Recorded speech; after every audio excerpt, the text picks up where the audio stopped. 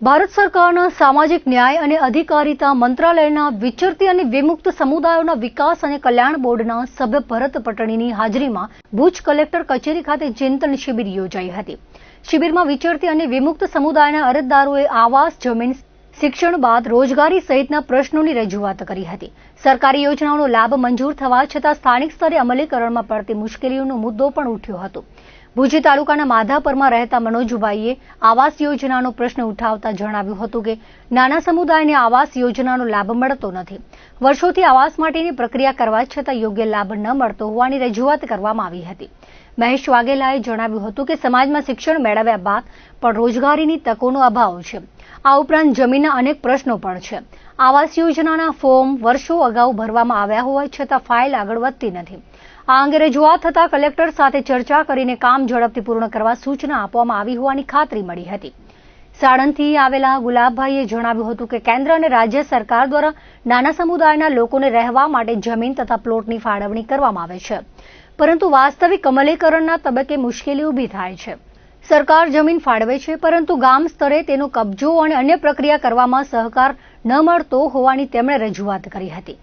ભાવનગર જિલ્લાના એક પ્રશ્ન અંગે રજૂઆત કરતા જણાવાયું હતું કે લગભગ 26 જેટલા પ્લોટ ફાળવવામાં આવ્યા હતા। જો કે લાભાર્થીઓ ત્યારે રહેવા માટે ગયા ત્યારે સરપંચ દ્વારા જરૂરી સહી ન કરવામાં આવતા મુશ્કેલી ઊભી થઈ હતી। સરકાર દ્વારા જમીન ફાળવ્યા બાદ પણ સ્થાનિક સ્તરે સહકાર ન મળે તો યોજનાનો લાભ લાભાર્થી સુધી કેવી રીતે પહોંચશે તેવો સવાલ ઉઠાવવામાં આવ્યો હતો। અરજદારે આક્ષેપ કરતા જણાવ્યું હતું કે કેટલાક સરપંચો નાના વર્ગના લોકોને ગામમાં રહેવા માટે જગ્યા ન હોવાનું કહી દે છે। સરકારની યોજના અને જમીન ફાળવણી બાદ પણ જો સ્થાનિક સ્વરાજ્યની સંસ્થાઓના પ્રતિનિધિઓ સહકાર ન આપે તો લાભાર્થીઓને હકનો લાભ મળતો નથી। આ અંગે સરકાર દ્વારા ગંભીરતાથી જરૂરી કાર્યવાહી કરવામાં આવે તેવી માંગ કરવામાં આવી હતી। શિબિરમાં રજૂ થયેલા પ્રશ્નો અંગે સંબંધિત અધિકારીઓ સાથે ચર્ચા કરી યોગ્ય કાર્યવાહી કરવા અને પેન્ડિંગ અરજીઓનો ઝડપી નિકાલ કરવા પર ભાર મૂકવામાં આવ્યો હતો। રોજ કલેક્ટર શ્રી ઓફિસ અને ભરતભાઈ બાબુભાઈ પટણી તેમના સાથે મળીને અમારા પ્રશ્નોની હલ થયા છે અને સરકાર શ્રી કને માંગ છે કે અમને જલ્દીથી જલ્દી આવાસ યોજનાનો લાભ મળે અને અમારા વિચરતી વિમુક્ત જાતિ સામે જોવે અને અમને સહાય મળે એવી માંગ છે। અહીં કેન્દ્રમાંથી આપણે સાહેબ ભરતભાઈ બાબુભાઈ પટણી જે વિમુક્ત વિચરતી જાતિના સદસ્ય છે, તો એમને ત્યાં આજે રૂબરૂ મળી અને અમે અમારી રજૂઆત કરેલી છે કે આ જ્ઞાતિઓને ઘણા લાભો નથી મળતા, જેવા કે શિક્ષણ પૂરું કર્યા પછી કોઈ સરકારી લાભો નથી મળતા, કોઈ નોકરી નથી મળતી। જમીન મુદ્દે પ્રશ્ન છે કે જે આવાસ યોજના છે એના બધે ફોર્મ ભરી અને ઘણા વર્ષો થઈ ગયા આપેલ છે, પણ ફાઇલો આગળ જતી નથી, કોઈ એનો નિવેડો આવતો નથી। એવા પ્રશ્નોની અમે સાહેબને રજૂઆત કરેલી છે। સાહેબે વાત કરી કે અહીંના કલેક્ટર સાહેબના હાજરીમાં સાહેબે એમને આ કામ 1.5-2 વર્ષની અંદર થઈ જાય એવી સૂચના કરેલી છે સાહેબે, કે બને તેટલું જલ્દી આ નાની સમાજ છે તો એમના કામ કરવા સાહેબે પણ એમને રજૂઆત કરેલી છે। સર્વે ગુજરાતના ભારત દેશની અંદર અમારા નટ બજારના બધા રહેવાવાળા માણસો ત્યાં અમે પલોટની જાણ કરીએ, કલેક્ટર બાબતથી જાણ કરીએ।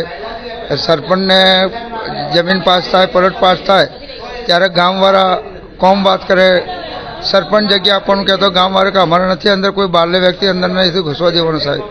તો આ સાહેબ કલેક્ટરની તો સત્તા છે, પણ સરપંચને ના ગામજનોને એ બધી મોદી સાહેબના હાથમાં બધું ગામડામાં જે ખરાબી જગ્યા પડી હોય, સરકારી પડતર પડી હોય, એમાં ટેવડ બધું ભૂપતભાઈ મુખ્યમંત્રી છે એમના હાથમાં હોય અને કલેક્ટર સાહેબના હાથમાં હોય। આ રીતે અમે ભાવનગર વિસ્તારમાં ગયા એટલે બાંડિયા ગામની અંદર જગ્યા 26 મકાનની જગ્યા ફાળવી, તો સરપંચને ત્યાં ગયા તો સરપંચને લેટર પર સહી બી ના કરી આપી।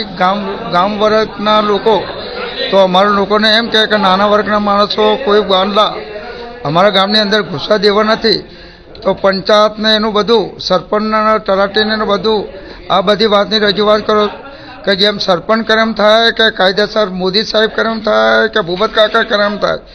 તમારું ના ચાલતું હોય સરકારનું તો સરપંચને આપી દો તો સરપંચ કરે એમ બધું ચાલે. ને જે તમારી પાસે મોટી સીટ છે, મોદી સાહેબની સીટ છે, ભૂપત કાકા મુખ્યમંત્રીની, જે તમને આખા ગુજરાતીઓનો બધા સમાજ થઈને તમને બધે આગળ વધારેલું છે, તો તમે તમારી સીટ મૂકી દો ને સરપંચને આપી દો તમારો કાયદો. તો સરપંચ કરીએ એ રીતે અમે બધું કરીએ. તો આ બાબતે જે સરકારની અંદર જે જગ્યા છે તમામ ગામડા જિલ્લાની અંદર, એ બાબતે એ લોકો એવું કહેવું માગે છે કે અમારી પાસે સરકારી પડતર તો છે, પણ નાના લોકોને અમારા ગામમાં વસવાટ કરવા દેવા માટે આજે બી નહીં કરવા અને કાલે બી નથી કરવા. એવા સરપંચના ગામના લોકો બધું અત્યારે હમણાં સામેથી એવું કહે છે સાહેબ. તો પછી આ તો સરકાર તમે એવું કહેશો કે અમે પલોટ આપીએ છીએ, તમારા લોકોનું મકાનનું વસાવટ કરીએ છીએ. તમે તો વાત તમારી સાચી છે, તમે જે કહો છો એ બધું પબ્લિકના તમે ભગવાન જેવો માણસો છે, પણ જ્યારે નાના માણસો જોઈને અમે કરે, સર્કલ સાહેબને લઈ જાય, ટીડીએસ સાહેબને લઈ જાય, તો ગામ વસેથી એમને ગામના અંદર એવું કહે છે કે તમારા લોકોનો અમે વસાવા દેતા નથી ને અમારા ગામમાં અમારે ઘૂસવા દેતા નથી.